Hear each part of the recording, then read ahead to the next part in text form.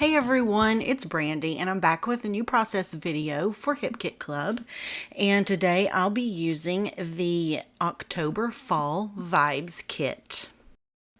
This week we've each been given a recipe to work with, and I was super excited to see that mine included these amazing little village dies. I also need to include a chipboard title, wood veneer, cardstock stickers, puffy shapes, and cardstock ephemera. So I have everything laid out here in front of me. So now let's get to creating. I chose a photo from a Thanksgiving gathering a couple of years ago that my husband and I hosted for my rather large family. It was really nice to have everybody together. So since I haven't documented this photo yet, I decided now was the perfect time. I start by trimming the edges down with just a slight white border around, and then I'm going to rough up the edges with a file. I don't do this very often, but I really like the distressed look that it gives to the photo itself. I chose to use the B side of the Colors of Change paper to die cut my little houses out of. At this point, I didn't really have a very clear idea of what I wanted my layout to look like, but I just kept going and doing all of the little things until it finally did come together for me. So here I decided to back my die cuts with some vellum because it just kind of gives the look of actual windows to me. It's very, very subtle in the final result, but I know it's there and I like it. Honestly, I'm really just still in my head trying to figure out what I want this page to look like. I chose to add some ink around the edges of the houses just to let them stand out just a little bit because I felt like I was gonna work on a light background and I knew that it would blend in just a little bit if I didn't do something. Now here's where my idea starts coming together. I am going through the Pocket Life kit and these papers are so precious. And I thought, well, I haven't done a grid layout in a long time, so I think that's where I'm going to go with this. I grabbed the piece of buff paper from the cardstock kit, and I decided to use the back side of it that has all of the little leaves on it. It's very difficult to tell here because they're so light. But I really wanted just that subtleness for my background paper. Now I'm choosing all of the pieces from the Pocket Life kit that I want to use. And each paper has two sides. It's double-sided. And one side is a little cooler than the other. So I chose the warmer sides of all of the papers to use. And here I'm just cutting them down to match the sizes that I need them to be to fit in that grid. Now once I get them all laid down on the paper, that orange piece really sticks out to me. So I end up finding another piece of paper from the Pocket Life kit and switching it out. So everything in the background is light, pale colored, except for the photo. Now here as I'm spacing them out, finding exactly where I need them to lay so they're even on the page, I realize that they are blending into the background too much. So I need to ink up the edges to help them stand out just a little bit also, so you can actually tell that I have a grid. So everything so far looks really creamy. And I decided that I want to really bring some pops of color. So I grab some markers that I have and I color the wood veneer. I chose 3 colors that matched all of the stuff in the kit really well, I think. And just started coloring them in. It took the color amazingly well. Here I thought that I had picked up the same color that I used for that middle one. So I was double checking to make sure that I actually chose that other orange color. Once I had the pumpkins filled in, I realized that I needed the stems to pop a little more too. So I just pulled out a brown from the markers and filled in those also. And I am in love with how that turned out. Now, the pumpkins can't be the only thing on the page that really pop out, so I decided to color the title.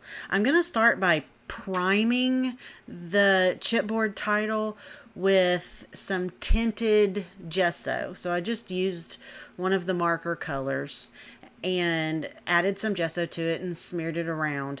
And now I'm going to come back in with that darker color and just color my title. And it's a little messy, but I really love the texture in the end. Initially, I had thought that I wanted the word family to be underneath the photo, but once I had the pumpkins colored and I had the title colored, I realized that it needed to be placed diagonally across from the pumpkins. So the eye is drawn down across the photo. It just draws your eye right over the top of the photo. The darker element of the pumpkins and the title also help to blend in the darker color of those adorable mushrooms. As you can see, I have placed the houses in 3 areas around the photo, and that also helped draws your eye around the page. And in my mind, it kind of really works with the theme that I have going, because all these family members came from here, there, and everywhere to be here, and somehow that just works for me. And then I spotted the Cardstock Ephemera house piece, and I kind of got a little excited because I realized that I had created an opportunity to make a little neighborhood scene there in the bottom grid, and it's a perfect solution to filling that space. I knew that I wanted to incorporate these adorable crocheted hearts, and I grabbed the 2 colors that worked so very well for what I had going on here. And I wasn't really able to make them both work, but that bright orange color was perfect to sort of incorporate that middle pumpkin at the top. It's a brighter orange than anything else I have going on the page. So that heart really tied into that very well.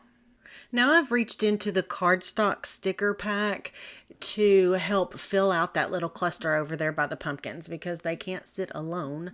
So I grabbed the leaves and a phrase sticker that says, "This is definitely a slice of heaven." And I think that that rings so true for this gathering on that day. I also need to bring in some small elements to create a little cluster around those houses on the top. And I reached for my thicker double-sided sticky tape to attach that crocheted heart because it's extremely tacky, that tape is, and I wanted to make sure that it didn't fall. I was afraid to use just glue by itself, and the tape really did the job. That heart's not going anywhere. Now I'm just going to fill out this cluster a little bit with some of the cardstock ephemera pieces. And then I want to bring in some of the phrases. The blue one at the top says "all together again." The one directly under the title says "haha, what a crazy moment." And that is actually extremely significant for this photo because my granddaughter was throwing a fit because she just thought she had better things to do. I chose the wood veneer piece that says "Best Family," and I needed to color it in the same color as the middle pumpkin at the top because that created a triangle of that bright orange color around the page. I also realized that I didn't have anything in that darker blue color, so I added this little flower And I'm going to go to the puffy stickers and add some of the blue leaves in that flower cluster above the heart.